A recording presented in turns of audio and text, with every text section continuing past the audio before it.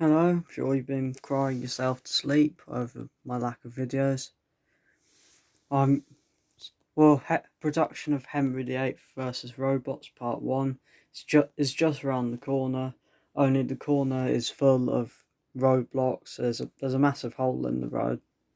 It's gonna, it's gonna take weeks to fix because the council doesn't want to pay for it, so I'm gonna have to take a different route round, but there's a protest because some comic's been cancelled or something. Yeah, they're filling the roadblock with copies of Zelda Breath of the Wild. If you haven't played Zelda Breath of the Wild, it's kind of like a Mario game with the one difference that it's not. Yeah, pretty much. It's a bit like GTA.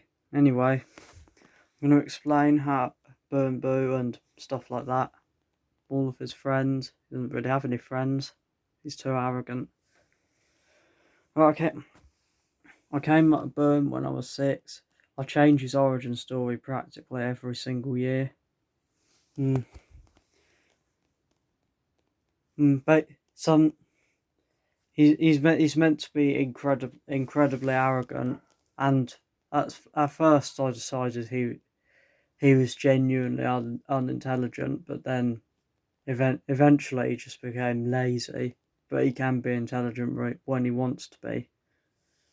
I really thought I'd have a lot more than this in my head. It's all gone now. Yeah,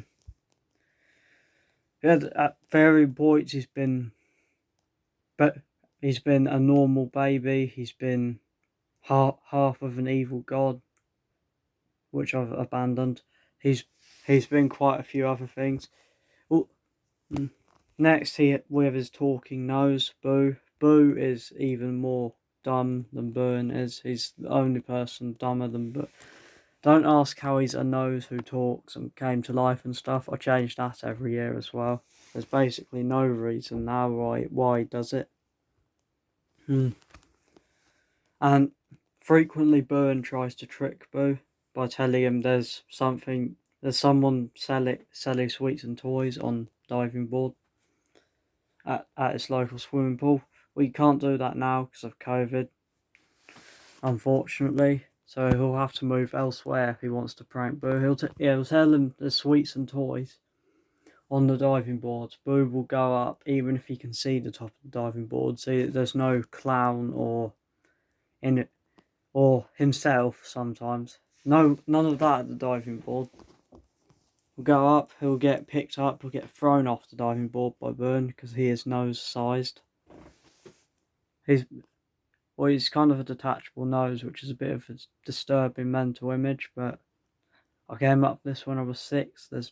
There's no logic in anything you come up with when you're 6. I'm sure anyone watching this has had silly ideas when they're 6 years old. It's just that unlike me, they've actually matured out of these and are coming up with ways to stop corruption or something, and I'm not. So, then there's Niney, who's like Bird's caretaker. I change the origin story every year. There's a pattern there. He's much more sensible than either Burn or Boo. He's my brother Val says he looks a lot like he does, but older. And I'm desperately trying to think of more things to say about him because he's not that funny. He just grounds it in reality a little bit.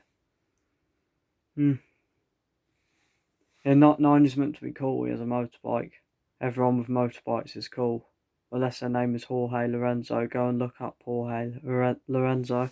I know far too much about all these motorbike stuff. My dad loves motorbikes. He has his own YouTube channel called Number 92.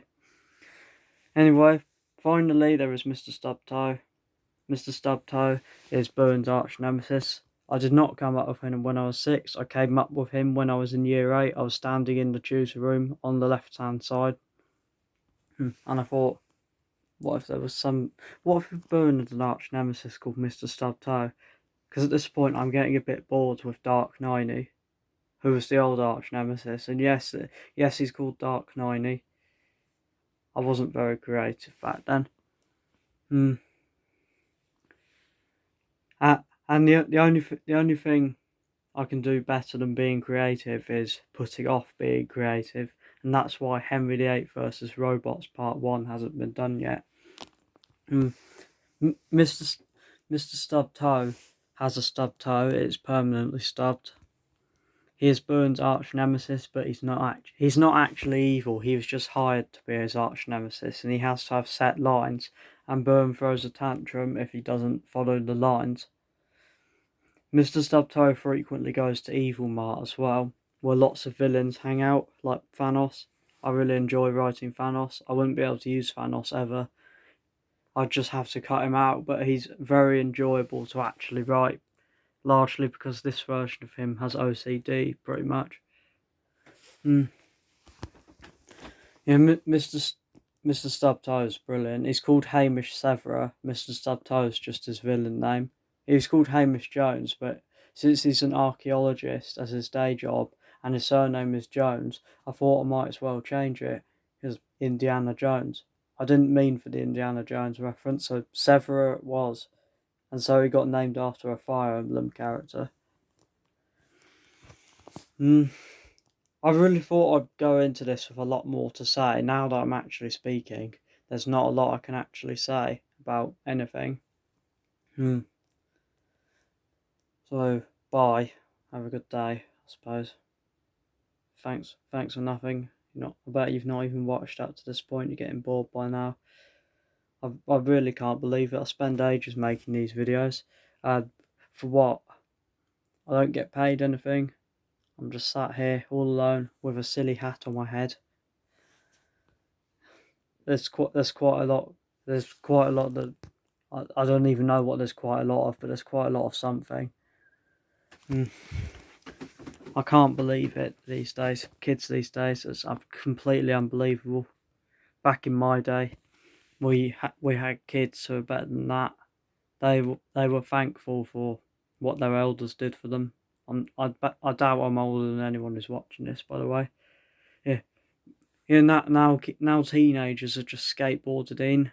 They're playing heavy metal over the top everywhere. It's horrible these days. But Granddad, teenagers don't listen to heavy metal anymore. Shut up, Timmy. Get your granddad a cup of tea. That's a teaser for one of my next stories. I know one person who will laugh at that. I will not name his name. Cheerio.